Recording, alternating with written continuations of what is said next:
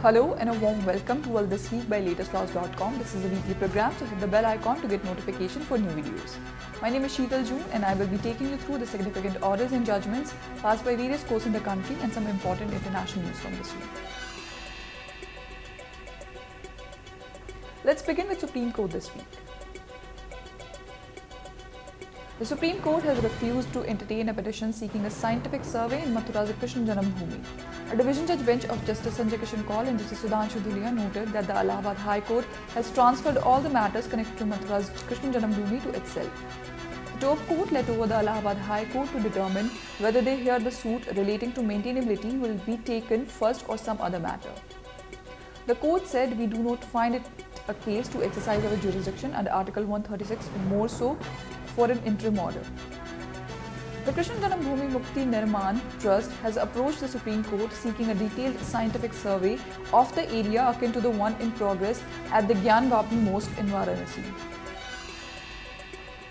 The Supreme Court has refused to entertain a petition seeking an audit of the source code used in electronic voting machines (EVMs) during the elections. A bench of Chief Justice of India D.Y. Chandrachud and Justice J.B. Pardewala and Justice Manoj Mishra said that the source code of the software cannot be put in public domain as it will make the EVMs susceptible to hacking. On such a policy issue, we are not inclined to issue a direction which have been sought by the petitioner. There is no material before the court to indicate that the Election Commission is not taking suitable steps to fulfill its mandate. We are not inclined to entertain the petition, the bench said. The Supreme Court Committee on Juvenile Justice and Child Welfare, in partnership with UNICEF India, is organizing a two-day national consultation on best practices followed in states and the way forward to further strengthen justice system for children in conflict with the law on 23rd and 24th September at the Supreme Court in New Delhi. The inaugural session of the consultation will be graced by Honorable Minister of Women and Child Development Smriti Irani, Honorable Justice Ravindra Bhatt, Judge and Chairperson of the Juvenile Justice Committee, Supreme Court, Honorable Justice V.V. Nagaratna, Judge, Supreme Court of India, and Ms. Cynthia McFerry, Representative, UNICEF India, among the other dignitaries.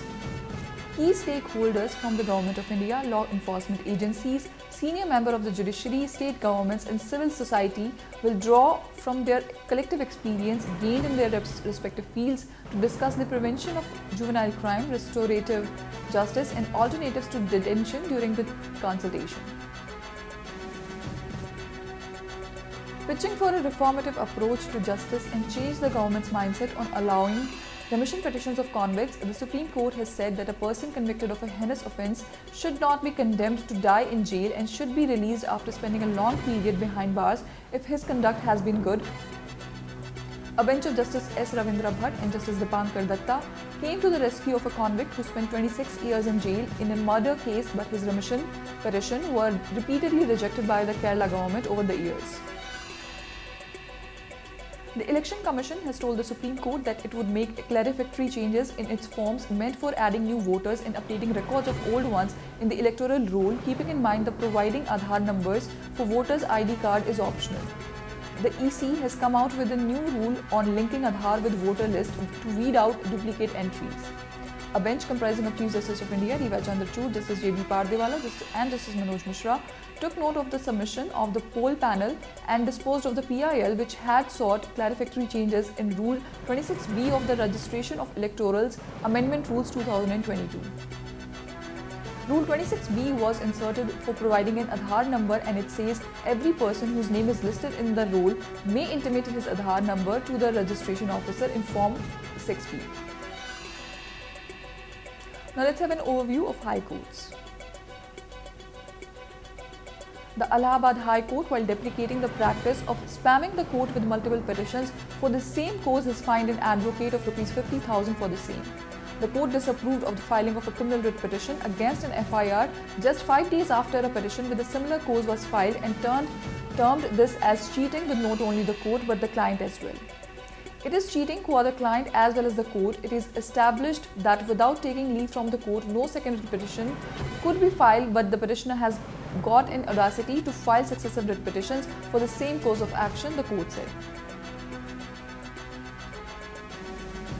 The Allahabad High Court has directed the State Law Secretary to lay before it the process which is being followed for selecting government counsels who represent state in courts.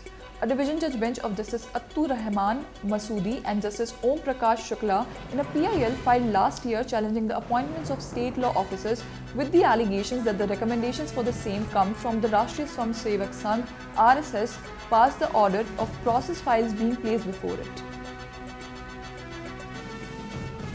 The High Court of Jammu and Kashmir allowed a petition of a detained individual challenging the detention order and ruled that the non-supply of relevant material had prevented the detained persons from making an effective and purposeful representation which constitutes a violation of his constitutional rights as Article 22(5) provides him the right to be communicated about the grounds of detention.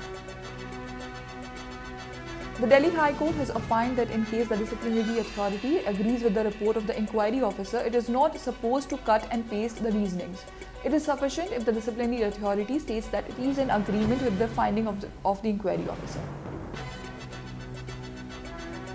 The Jammu and Kashmir High Court has ruled that sending a complaint to the police via WhatsApp amounts to substantial compliance of Section 154(1) and 154(3) of the CRPC and thereby sufficient for initiation of an FIR.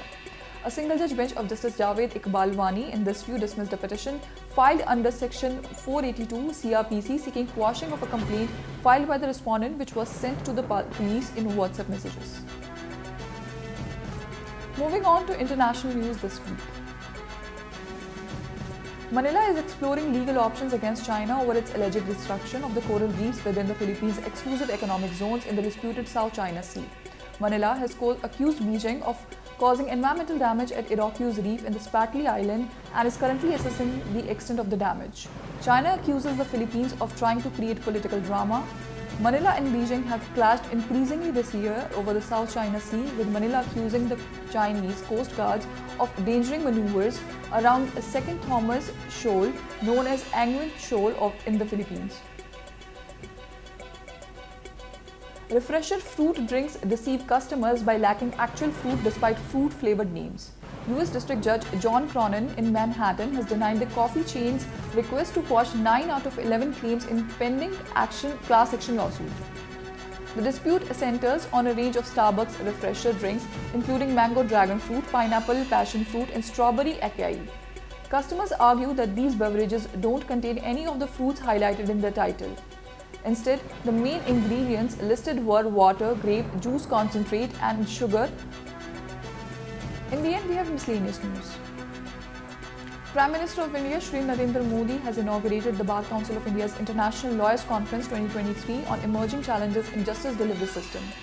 Addressing the gathering, he emphasized the importance of legal fraternity and judiciary in building the foundation of the country. To this tune, in the wake of 75th Independence Anniversary of India, he recalled the role of prominent legal luminaries such as Mahatma Gandhi, Babasaheb Ambedkar and Veer Savarkar in strengthening the foundation of independent India. The Chief Justice of India has addressed the BCI's International Lawyers Conference 2023 on the emerging challenges in justice delivery system.